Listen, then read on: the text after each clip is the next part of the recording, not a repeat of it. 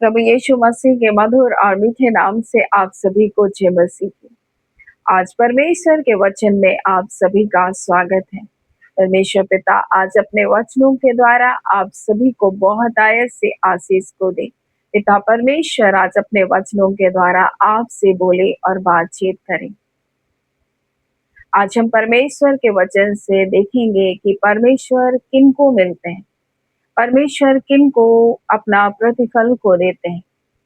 जब हम इब्रानी 11 और उसके 6वें पद को जब पढ़ते हैं तो इस प्रकार से लिखा है, विश्वास बिना उसे प्रसन्न करना होना है, क्योंकि परमेश्वर के पास आने वालों को विश्वास करना चाहिए कि वो है और अपने खोजने वाले को वो प्रतिफल देता है।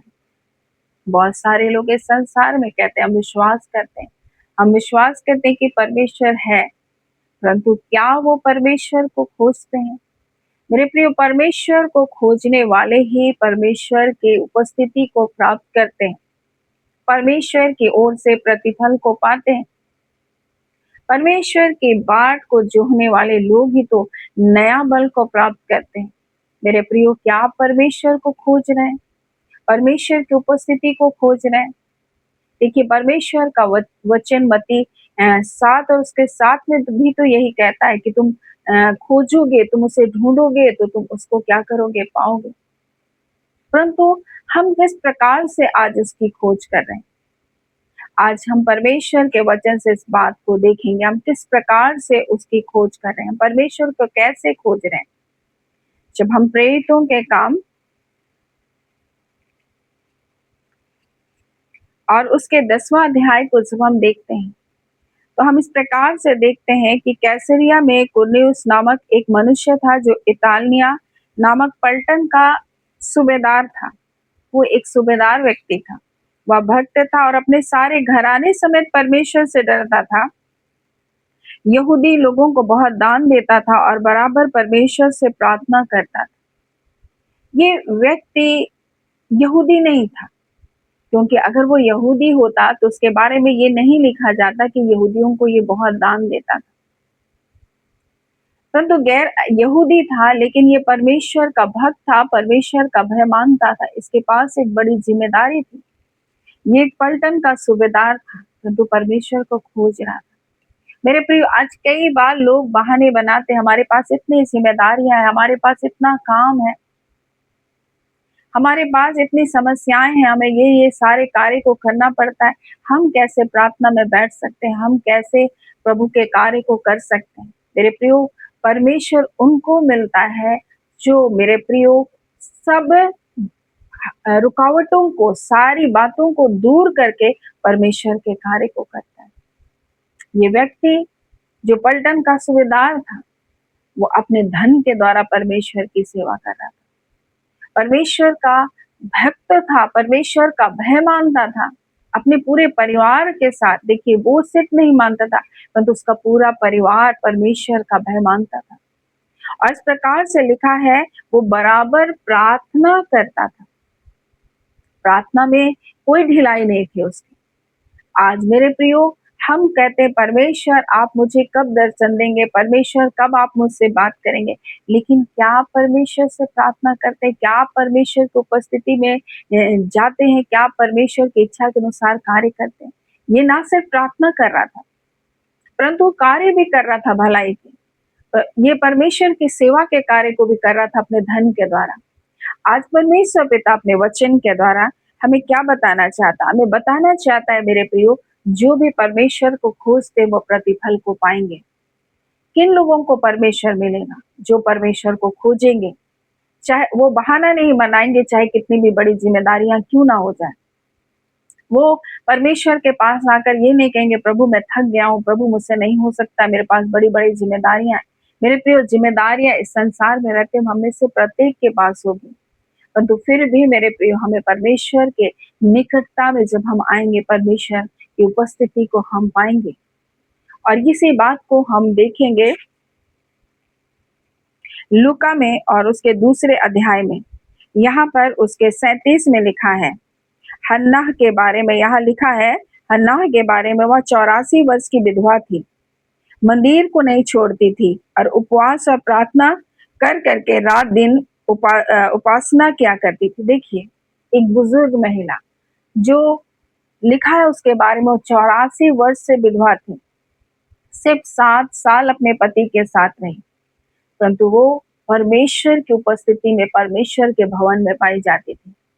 उसने अपने जीवन में अपने अकेलेपन को बहाना नहीं बना लिया कि मुझे परमेश्वर ने ऐसा दुख दिया, मैं अकेले हो गई हूँ, ऐसा करके कुछ नहीं। वो परमेश्वर के निकटता में आ गई। आज हमारे जीवन में बहुत सारी समस्या हो सकती है, बहुत सारी बातें हो सकती है। हम सोच सकते हैं कि मेरी परिस्थिति ठीक होगी तब प्रभु मैं आपके पास आऊंगी, या मैं प्रार्थना करूंगी, मैं उपवास करूंगी, मैं आपको खोजूंगी। नहीं, चाहे परिस्थिति कैसी भी हो, चाहे जिम्मेदारी कितनी भी बड़ी क्यों ना हो, मेरे प्रियो, हम जब परमेश्वर को खोजेंगे तो हम प्रतिफल को पाएंगे। इसलिए कोई बहानाबाजी हमारे जीवन में नहीं होना चाहिए।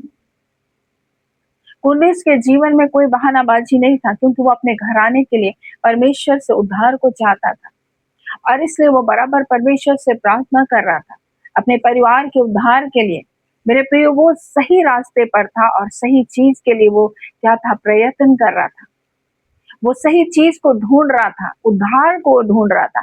आज इस संसार में मेरे प्रियो, बहुत सारे लोग संसार की चीजों के लिए परमेश्वर के पास आते हैं, और जब वो चीजें प्राप्त हो जाती है तो परमेश्वर को कभी भी नहीं खोजते। वो परमेश्वर को खोजना नहीं, वो सिर्फ स्वार्थ को खोजना है, वो सिर्फ अपनी इच्छा को पूरा करना है। परमेश्वर दे भी देता है, ऐसा नहीं है परमेश्वर नहीं देता है मांगने वालों को।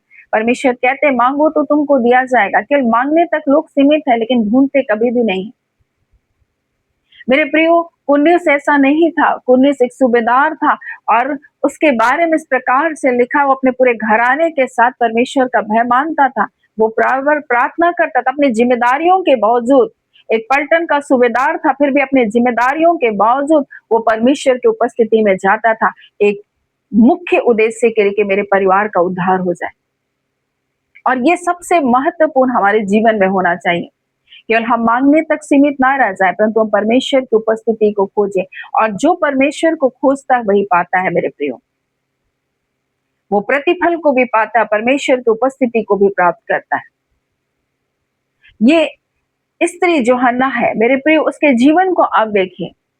वो इतने बुजुर्ग थे, लेकिन उपवास और प्रार्थना कर रहे थे। हमारे जीवन में कई बहानेबाजी होती है, हम इतने उम्र के हैं, हमारा ऐसा हो गया है, हमारे शरीर में ये है, हम अब उपवास नहीं कर सकते हैं, परंतु उसने कोई बहानेबाजी नहीं। वो बराबर उपवास और प्रार्थना में लगी रही। और किस लिए लगी रही? यहाँ इस प्रकार से लिखा है, यहाँ इस प्रकार से लिखा, रात दिन उपासना, उपवास और प्रार्थना कर करके रात दिन उपासना किया करती थी। और वह उस घड़ी वहां आकर प्रभु का धन्यवाद करने लगी, और उन सबों को जो यरूशलेम के छुटकारे के बाट जो होते थे, उन सबों के विषय में बातें करने लगी। यहाँ पर हम देखते हैं ये उसी घड़ी वहां पर आई जब यीशु मसीह, जो बालक यीशु मसीह है, और उसके माता पिता उसको अर्पण करने के लिए लेकर गए। और ये उसी समय आकर के वो उसको गोद में लेकर के वो क्या करने लगे, लोगों को बताने लगे, क्योंकि हन्ना एक भविष्यवक्ता भी थी। मेरे प्रियो, आज मैं आपको क्या बताना चाहती हूँ मेरे प्रियो, हम अपने जीवन का रोना ना रोते रहे, अपने जिम्मेदारियों का रोना ना रोते रहे, हम किसी परिस्थिति का रोना ना रोते रहे, परंतु हम परमेश्वर की उपस्थिति में जाएं। हम उसे ढूंढे मेरे प्रियो, जो उसको खोजते हैं वो उसको पाते हैं। हम सिर्फ मांगने तक सीमित ना रह जाएं। और यहाँ पर लूका और उसके दूसरे अध्याय और उसके 25 को जब पढ़ते हैं तो लिखा, यरूशलेम में शमौन नाम एक मनुष्य था, वह धर्मी और भक्त था और इजराइल की शांति की बाट जो रहा था। ये इजराइल की शांति की बाट को जो रहा था, एक साधारण मनुष्य था जो परमेश्वर का भय मानता था। एक साधारण मनुष्य है, इसके बारे में कुछ भी और नहीं लिखा है। लिखा है एक शमौन नाम एक मनुष्य था, वो धर्मी था, भक्त था और इजराइल में शांति की बाट जो रहा था, और पवित्र आत्मा उस पर था और पवित्र आत्मा के द्वारा उस पर प्रकट हुआ।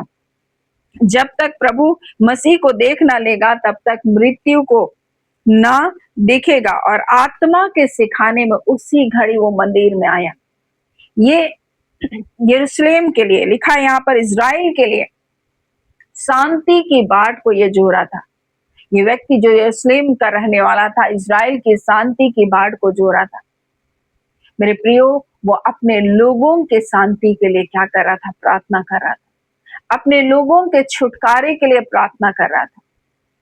परमेश्वर किनको मिलता है मेरे प्रियो, जो ना सिर्फ अपने लिए केवल अपनी आवश्यकताओं के लिए केवल आते हैं, परंतु परमेश्वर उनसे मिलता है मेरे प्रियो, जो वाकई में परमेश्वर के इच्छा के अनुसार लोगों के जीवन के छुटकारे के लिए प्रार्थना करता है, जो लोगों के विषय में चिंता करता है, नाश होती आत्माओं के विषय में चिंता करता है। परमेश्वर उनसे आकर के मिलता है। ये व्यक्ति एक साधारण व्यक्ति जो समान है मेरे प्रियो, ये भक्त था, परमेश्वर का आत्मा उस पर था और परमेश्वर का भय मानता था वो व्यक्ति, और अपने लोगों के लिए शांति की बाट को जोहरा था। मेरे प्रिय, इस प्रकार से लिखा, इज़राइल की शांति की बाट जोहरा था, इसलिए आत्मा ने उसको बताया, क्योंकि उसके विषय में भविष्यवाणी थी कि जब तक वो उद्धारकर्ता को ना देख लेगा मेरे प्रिय, उसकी मृत्यु नहीं होगी, और इसलिए वो अब तक ठहरा हुआ था। आज मैं आपको बता दूं मेरे प्रियो, जो लोग परमेश्वर को खोजेंगे वो उसको पाएंगे। परमेश्वर हमारे जीवन से यही तो चाहता है कि वो हमसे तो मिलना चाहता है, लेकिन क्या हमारे जीवन में उससे मिलने की लालसा है?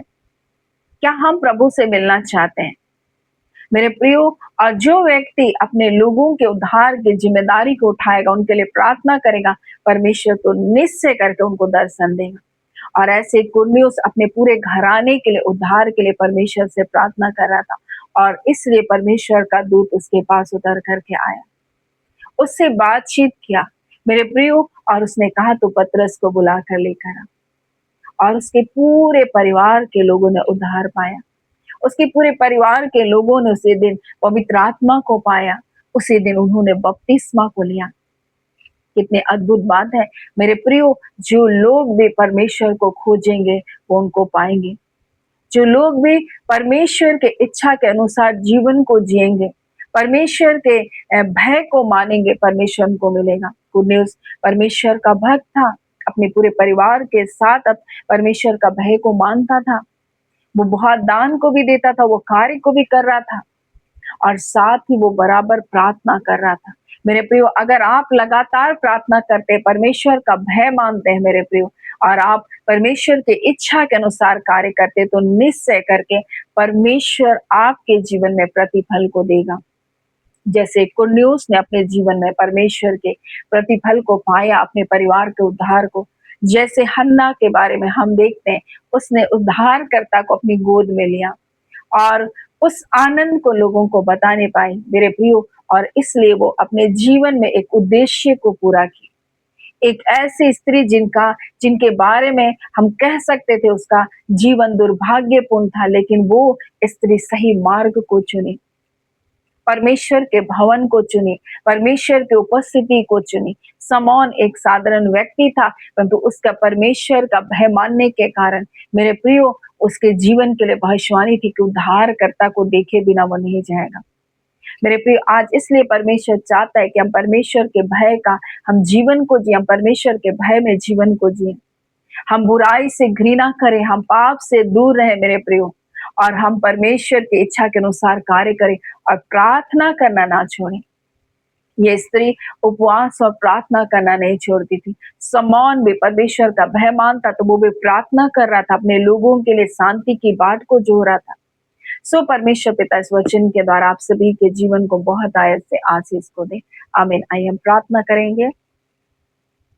धन्यवाद देते हैं प्यारे पिता परमेश्वर, प्रभु यीशु के नाम से अब आपके पास आते हैं। हम आपका धन्यवाद करते हैं पिता, हम आपकी स्तुति बड़ाई और प्रशंसा करते एक नए दिन के लिए, नए समय के लिए, आपकी दया के लिए, आपके अनुग्रह के लिए। और आज के दिन अपने वचन के द्वारा अपने लोगों से आपने कहा प्रभु जी, आप किन से मिलते हैं प्रभु, किन को प्रतिफल देते हैं प्रभु जी। हाँ पिता, कौन लोग प्रभु आपकी उपस्थिति को प्राप्त करते हैं? वे लोग जो पिता आपका भय मानते हैं परमेश्वर पिता, आपकी इच्छा के अनुसार कार्य करते हैं पिता परमेश्वर। हाँ पिता परमेश्वर, आपकी बाट को जोते हैं, प्रार्थना करते हैं, उपवास करते हैं परमेश्वर। हाँ पिता परमेश्वर, जो अपने लोगों के उद्धार के लिए प्रभु जी इंतजार करते हैं प्रभु, अपने लोगों के छुटकारे के लिए प्रार्थना करते हैं पिता। हाँ खुदान परमेश्वर, अपने लोगों की शांति के लिए प्रभु प्रार्थना करते हैं प्रभु। हर एक व्यक्ति जो सही उद्देश्य के साथ प्रभु आपके निकटता में आता है, वही आपको प्राप्त करता है, वही आपकी उपस्थिति को पाता है खुदान परमेश्वर। नहीं तो इस संसार में सिर्फ मांगने वाले हैं प्रभु जी, और मांग कर चले जाते हैं, परंतु आप नहीं चाहते प्रभु आपके लोग सिर्फ मांगने वाले बनकर रह जाए, परंतु आपकी उपस्थिति को खोजे परमेश्वर प्रभु, आपकी निकटता को प्राप्त करे खुदान परमेश्वर, और अपने पूरे घराने के साथ प्रभु जी उद्धार के आनंद में जीवन को जिए खुदावन परमेश्वर। ऐसा होने दीजिए परमेश्वर हर एक लोगों के जीवन में। हाँ पिता परमेश्वर, इस वचन के द्वारा प्रभु जी एक ऐसा बोझ उत्पन्न हो प्रभु जी की, ना सिर्फ वो अपने परंतु अपने लोगों के लिए प्रभु उद्धार के लिए वो प्रार्थना करने वाले बन सके खुदान परमेश्वर। ऐसा होने दीजिए परमेश्वर पिता कि हर प्रकार के बहानेबाजी को दूर करके प्रभु, हर एक जिम्मेदारी के साथ प्रभु जी, जैसे कुर्नियोस प्रभु जी आपकी उपस्थिति में आता था, वैसे आपके लोग भी आपकी उपस्थिति में बने रहने पाए खुदा नबा परमेश्वर। हम आपका धन्यवाद करते हैं पिता परमेश्वर, एक एक लोगों से आपने बोला और बातचीत किया। आज का समय जो आपने हमें दिया, इसके लिए हम आपका धन्यवाद देते पिता। हम आपके शुक्रगुजार हैं प्रभु जी, आपकी सुरक्षा के लिए, आपके प्रेम के लिए, आपकी भलाई के लिए पिता परमेश्वर, आपके हाथों में रखने के लिए प्रभु हम आपका धन्यवाद देते हैं। हम धन्यवाद देते मेरे के प्रिय भाई बहनों को, बच्चों को, जवान बेटे बेटियों को, आप पिता आपके दास और दासियों को जो आपकी सेवा कर रहे हैं आत्मा सच्चाई से, अपने पंखों की आड़ में प्रभु जी रखने के लिए प्रभु जी, अपने डैनों के तले सुरक्षित रखने के लिए प्रभु हम आपका धन्यवाद देते हैं। हम धन्यवाद देते हैं अपनी आत्मा के द्वारा नया बल को देने के लिए। आप पिता परमेश्वर अपने सामर्थ से अपने लोगों को भरने के लिए पिता, जो थक गए परमेश्वर प्रभु जी, उन्हें नए बल को प्रदान कीजिए खुदान परमेश्वर। जो हार चुके हैं परमेश्वर पिता, उन्हें उठा करके फिर से खड़ा कीजिए। अपने हाथ को इस घड़ी बढ़ा लीजिए परमेश्वर। जो अपने जीवन में थक चुके हैं परमेश्वर, जो अपने जीवन में हार चुके हैं परमेश्वर पिता, जो अपने जीवन में निराशा में चले गए प्रभु, जो अपने भविष्य को अंधकार में देखते हैं पिता, और परमेश्वर उनको लगता है सब कुछ खत्म हो गया, इसी घड़ी पिता अपने धर्म मैदाने हाथ को बढ़ा लीजिए और उनको उन परिस्थितियों से निकाल बाहर कीजिए। हर एक ऐसे बोझ परमेश्वर, ऐसे बंधन जो शत्रु की ओर से डाले गए, ऐसे सारे परमेश्वर प्रभु जी निराशा की बातें, बीमार करने वाले ऐसी आत्माओं के बंधन में जो बंधे, आज यीशु के नाम से हर एक बंधन टूट जाए इसी घड़ी, और अपना सामर्थ्य हाथ को बढ़ा लीजिए मेरे पिता, और उनको छुटकारे को दे दीजिए परमेश्वर पिता। इसी घड़ी यीशु के नाम से हर एक बंधन तोड़ा जाए, इसी घड़ी अंधकार की सारी शक्तियां इसी घड़ी खदेड़ी जाए आपके दूतों के द्वारा दिखांदोरियाबा। और खुदान परमेश्वर प्रभु जी, आप पिता परमेश्वर हर एक दुष्ट का कार्य जल कर इसी घड़ी नष्ट हो रहा है प्रभु। हम आपका धन्यवाद देते हैं, ना बल से ना शक्ति से, परंतु पवित्र आत्मा के सामर्थ के द्वारा दिखांदोरियाबा एक एक बंधन इसी घड़ी जले। अंधकार की सारी शक्तियां छोड़ो, निकलो और जाओ, तुम्हारा कोई अधिकार नहीं। बीमार करने वाली सारी आत्मा निकलो, छोड़ो और जाओ, तुम्हारा कोई अधिकार नहीं। मैं तुम्हारे अधिकारों का खंडन करती हूँ यीशु के नाम से, और इसी घड़ी में आपके लोगों को आशीष को देती हूँ यीशु के नाम से। आपका प्रकाश आपके लोगों के ऊपर चमके, हर अंधियारा भाग जाए यीशु के नाम से। रिखांदोरियाबा हर प्रकार का डर भय की आत्मा आपके लोगों को छोड़े, निकले और जाए इसी घड़ी यीशु के नाम से। ओ पिता आपका धन्यवाद देते हैं, आपने अपने लोगों को छुआ है प्रभु जी, अपने शांति से भर दीजिए, अपने आनंद से भर दीजिए। हर प्रकार की चिंता प्रभु, भविष्य का अंधकार आपने दूर किया प्रभु जी, आपका धन्यवाद देते। एक एक लोगों को छुए प्रभु जी और चंगा कीजिए, उनके सोच विचार मन और हृदय को चंगा कीजिए प्रभु जी। हाँ पिता परमेश्वर, कोई फेलियर प्रभु जी, कोई धोखा परमेश्वर उनके जीवन का अंतिम सत्य नहीं हो सकता है प्रभु। खुदान परमेश्वर प्रभु जी, आपके लिए, आपके लोगों के लिए अद्भुत कार्य करना एक पल भर का काम है परमेश्वर। अब पल भर में परमेश्वर लोगों के जीवनों को बदल सकते हैं, पल भर में परमेश्वर परिस्थितियों को बदल सकते हैं। खुदान परमेश्वर, जहां लोगों का अपमान होता है उसी जगह आप अपने लोगों को आदर ले देना जानते हैं। अनादर की संति प्रभु जी, आपके लोग दूने भाग के अधिकारी होंगे प्रभु। हम आपका धन्यवाद देते हैं, आपके लोग नीचे नहीं परंतु ऊपर ही रहेंगे। हम आपका धन्यवाद देते हैं।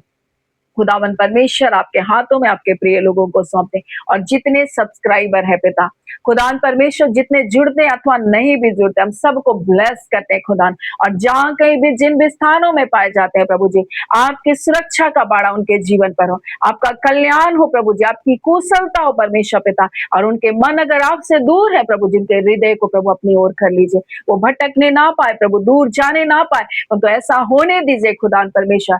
हाँ पिता प्रभु यीशु, आपके आगमन के लिए हर एक तैयार होने पाए। हम आपका धन्यवाद देते हैं पिता, आदर महिमा केवल आपको मिले। और प्रार्थना धन्यवाद के साथ हम यीशु के नाम से मांगते हैं, दया से अनुग्रह से ग्रहण कर लीजिएगा। आमीन। परमेश्वर पिता आप सभी को बहुत आयत से आशीष दें। आमीन।